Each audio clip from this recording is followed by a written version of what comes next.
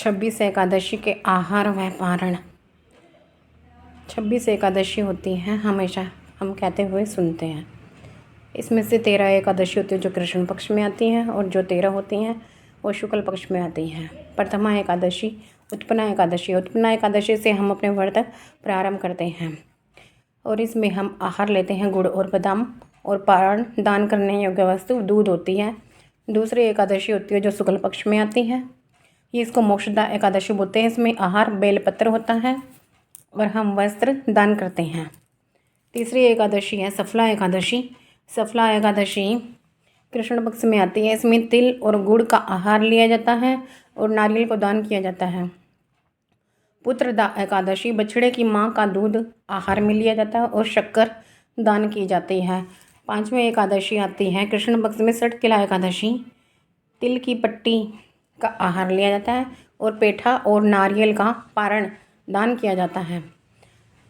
जया एकादशी गूंद गिरी आहार लिया जाता है और पेठा और पेठे की मिठाई को दान में दिया जाता है।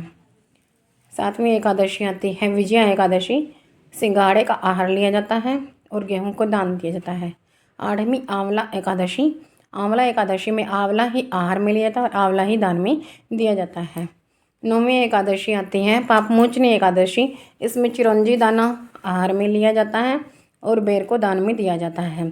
कामदा एकादशी। कामदा एकादशी में लौंग का आहार लिया जाता है और चावल दान दिया जाता है। ब्रुथनी एकादशी में खरबूजा आहार में लिया जाता है और संतरा और शरबत को दान दिया जाता है। मोहिनी एकादशी में गौमूत्र का आहार लिया जाता है और शरबत को दान दिया जाता है। अपरा एकादशी ककड़ी का आहार लिया जाता है, खरबूजा दान दिया जाता है। और निर्जला एकादशी इसमें केरी का दान दिया जाता है और केरी को ही आहार लिया जाता है। योगिनी एकादशी में मिश्री का आहार लिया जाता है और मोती का दान दिया जाता है। देवशयनी साढ़ में आने वाली एकादशी शुक्ल पक्ष एकादशी दाग और किशमिश का आहार लिया जाता है और सोने का दान दिया जाता है। 17वीं एकादशी होती है कामदा एकादशी। इसमें गाय का दूध का आहार लिया जाता है, दही को दान दिया जाता है। पुत्रदा एकादशी 18वां आने वाली एकादशी को पुत्रदा एकादशी कहते हैं, और इसमें गुड़ का आहार लिया जाता है और मीठे पोड़े का दान किया जाता है। अजा एकादशी बादाम और छुहारे का आहार लिया जाता है और शहद का दान दिया जाता है। वामन परिवर्तनी एकादशी भी कहते हैं इसे। ककड़ी का आहार लिया जाता है, हल्दी का दान दिया जाता है। इंदिरा एकादशी तिल और गुड़ का आहार लिया जाता है और केले का दान दिया जाता है। पाप अंकुशा एकादशी। इसमें गाय के गोबर का आहार लिया जाता है और चांदी का दान दिया जाता है। रमा एकादशी में केले का आहार लिया जाता है और गन्ने का दान किया जाता है। प्रबोधनी एकादशी या देवोत्थानी एकादशी या देवोत्थान एकादशी, इसको इन नामों से जाना जाता है। इसमें काचर का आहार लिया जाता है और दीपक का दान दिया जाता है। दीपक हम अपनी इच्छा अनुसार चांदी का भी दान कर सकते हैं। इसके बाद 2 एकादशी आती हैं जो कि हमारे अधिक मास में आती हैं। शुक्ल पक्ष में आने वाली एकादशी को परमा के नाम से जाना जाता है। इसमें हम काचर या फिर अपने मनपसंद कोई भी फ्रूट का, जो कि मौसमी फ्रूट होता है, फल होता है, उसका सेवन कर सकते हैं और दीपक का या अन्न का हम दान कर सकते हैं।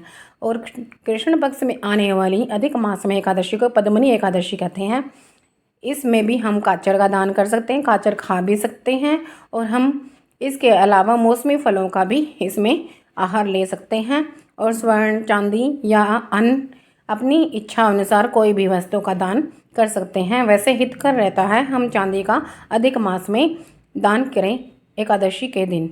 इन 26 एकादशियों को यदि हम कर लेते हैं इस तरह से आहार के अनुसार और दान के अनुसार, तो हमें बहुत फल मिलता है, बजाय कि हम सारी उम्र तक करते ही रहे एकादशी। अगर इस तरह से हम एकादशी करते हैं तो हमें उन एकादशी से भी ज़्यादा फल इस तरह से की हुई एकादशी का मिलता है।